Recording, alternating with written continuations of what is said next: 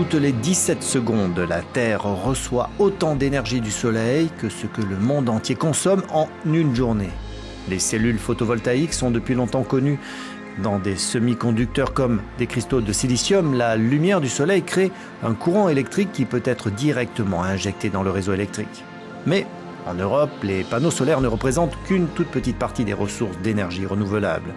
Une énergie encore chère avec des cellules qui ne peuvent exploiter que 16% de l'énergie solaire. À l'École polytechnique fédérale de Lausanne en Suisse, Sylvain Nicolet, dans le cadre du programme de recherche européen N2P, travaille sur l'amélioration des cellules.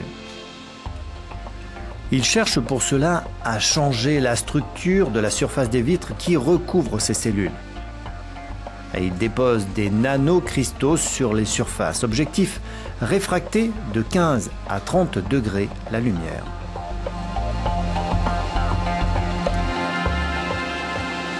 Pour réaliser la diffusion de la lumière, en fait, la taille des couches rugueuses qu'on va utiliser va être de l'ordre de quelques centaines de nanomètres.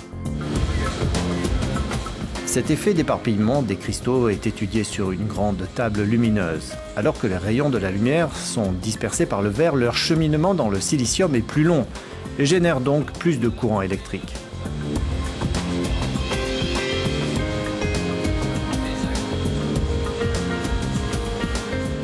Jusqu'à présent, les chercheurs étaient incapables d'augmenter cette efficacité de 30% par rapport aux cellules standards.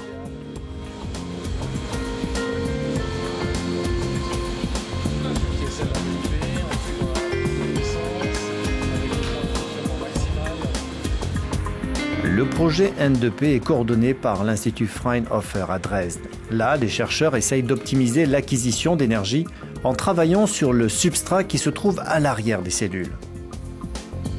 Une des surfaces de ce substrat est polie alors que l'autre est laissée à l'état brut.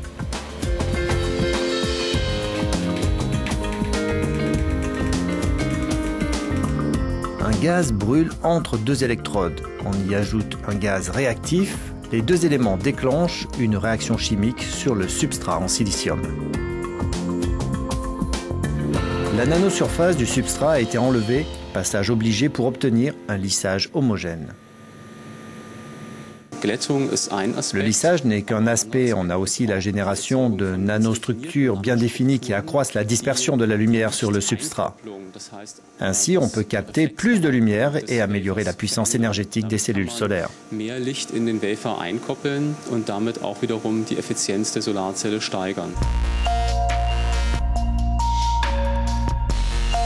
Les cellules solaires conventionnelles peinent à utiliser toute la lumière. Une certaine partie de cette lumière passe au travers et est perdue. En rendant rugueux la surface et en polissant l'arrière, les rayons sont non seulement éparpillés, mais ils reviennent dans la cellule et la capture de la lumière est maximisée.